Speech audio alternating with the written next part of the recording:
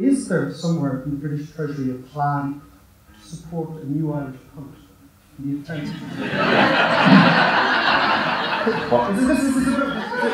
a sort of an aspirational question on our part. I'll give you an uncharacteristic politician's answer to that, and the answer is no.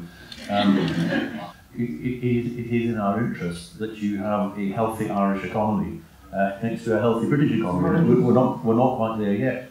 I think the real issue for the euro in the next few weeks and months is, if you're going to have this single currency, you've got to have something approaching a single tax and spend policy. Now, if you don't do that, and for people who say, well, let Greece go, well, that wouldn't be the end of it. It would be terrible for Greece, but it wouldn't stop there, because the markets will be after Portugal, will be back here again, Spain, Italy. And the theory is you get a complete disorderly breakdown, which would be ruinous, not just for the Eurozone, for the whole of Europe, for Britain, and actually a large part of the world. The thing that this crisis has shown is now, in globalisation, people talk about it for years, it is a reality. No country can go it alone. You can't look at any country, even small countries, and say, well, actually, somehow they don't matter. It does matter. What's interesting in the book, and also from listening to you over the years in interviews, is that you're constantly aware of the fact that you're an elected politician and that your mandate comes from the people in Edinburgh, and that at its most base. And yet you're deep in the elite policy-making establishment, which is sometimes divorced from the people. When I was faced with RBS, when the chairman told me they were going to run out of money in a few hours' time, of course my immediate thought was, this is going to bring the world banking system down, because if the biggest bank goes, the other will come. My second thought was, what will this do to a city like the one I represent in Edinburgh, which is so dominated by the banking system? It would have devastated it. And it's another dimension to it. Coming back to your European point, I entirely see the point, which is why I don't single currencies, single fiscal systems, but with 17 different member states, as diverse as you can imagine, it is very difficult. They have such huge constituencies, they represent everyone or no one. And I think that's bad for democracy, which is why you can't have a chancellor of the exchequer for Europe, really. But you're going to have some accommodation, because you can't run single currency the way they're doing it at the moment. It is going to, if they don't do something, it will break up in a disorderly way. And things are difficult here, I know. They'll be an awful lot more difficult if you have a disorderly break up of the currency.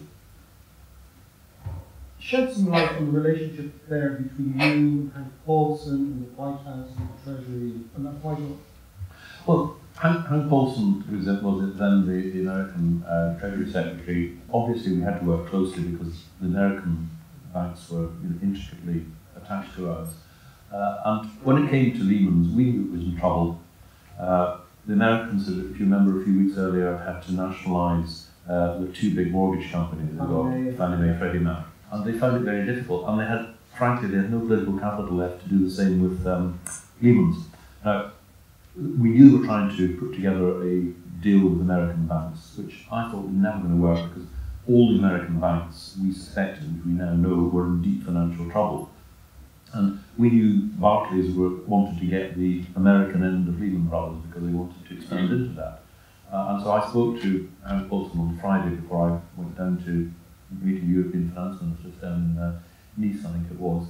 And I said to him, look, there is no way that the British government can underwrite an American bank. We've got enough problems as it is. And this is before, we actually have all the big problems there. And I thought that was reasonably clear. And then it was really on Sunday afternoon when I had heard that Hank felt that we somehow had not made that clear. He really was at the end of his tether, because they decided, I didn't know it then, to let Lehman's collapse. And I spoke to him. When I finished talking to him on Sunday, I said to him, look, there is no way that the British government can underwrite this. And I also thought, if there's a really good deal on offer here, the Americans would not be offering it to a British bank. Anyway, I said at the end of this conversation, Hank, so what are you going to do? And he said, well, I don't know, but I'll let you know. And I said, are you going to let it go down? And he said, well, I don't know. But I knew from what he was saying, that's precisely where they were going to go. And that is what precipitated the crisis that, about 3 weeks later, led to the phone call from RBS saying, we're running out of money. And if you want to know what is the biggest single mistake I think of this crisis, lots of others and the causes, huge mistakes were made there. But if the Americans had done to Lehman's what they did to Bear Stearns, another one of the big notes 6 months earlier, and managed it somehow, then I'm not saying we wouldn't have a crisis. We would have, but you wouldn't have had a situation that literally brought us to a situation where the world banking system came within a few hours of closing its doors. I'll just read something that Alistair's written about Tony Blair talking to Alistair about working with Gordon Brown. He said, I remember talking to Tony, this is at the epilogue, about Gordon during one of the more public arguments over the euro, I think. Tony said that he wanted to discuss something with Gordon. He was told the only time he could meet, this is Tony Blair was told by Gordon Brown, was at 6:30 in the morning. And he told me, this is Blair talking to Alistair, you have no idea what it's like. It's like facing the dentist's drill without an anaesthetic. He goes on and on. Darling says, I thought perhaps Tony was exaggerating a bit in his memoirs. And then you go out and say, no, he wasn't. This book was essentially, I want to write about the banking crisis. You can't describe the banking crisis without talking about the economy, and you can't discuss the economy without discussing the recession and so on. And therefore, that takes you into, my budgets, what the arguments were. But there were really two problems in relation to Gordon and myself. Firstly, we go back a long way. We go closely. We have no ideological differences. But the two main problems we had was firstly on anticipating the depth of the crisis. I did an interview 3 years ago, last weekend actually, when I said we were facing arguably the worst downturn in the last 60 years. And the real problem was we have a problem in British politics, and we had it in the Labour Party in space, of people off stage whispering, briefing, the spin doctors and all that. And I was set on, although I was, I don't mind being attacked by the Tories. It was the hounds of hell. Forces of hell. Forces of hell. These were Labour Party guys, these were on your side. Well, apparently so. The real problem was, I did not know at the time that the Prime Minister had thought that this would be over in 6 months. Now, I don't know why he thought that, because everything I had seen showed us going in one direction, and that was downwards. And, as I say, this is why, I have to explain this because there's so much publicity about it at the time. It's just the two of us fell out over that, and because of the personal thing, it's something you just don't get over. And we didn't find it difficult to work with each other. With an entire chapter on their own, how he treated Blockley trying to get rid of me. So, I was actually trying to explain all that. Because to try and make some sense of it. But what I did not want to do, what I haven't done, is to write one of these kiss and tell type books. In the heat of the biggest financial crisis, where you're taking calls and people are lying to you because you are the paymaster general at the end of the day, so everybody wants something from you. And at the same time, the guy who you were supposed to be the right-hand man of doesn't trust you. Well, that's very difficult. It doesn't matter what whether you're in politics, banking, in your own personal life. If you're divided as a family, everybody knows it, and that's what the reason I mentioned it is because it was debilitating. It's also deeply unpleasant. It's just that every government in history, if it's divided amongst itself, it will fall.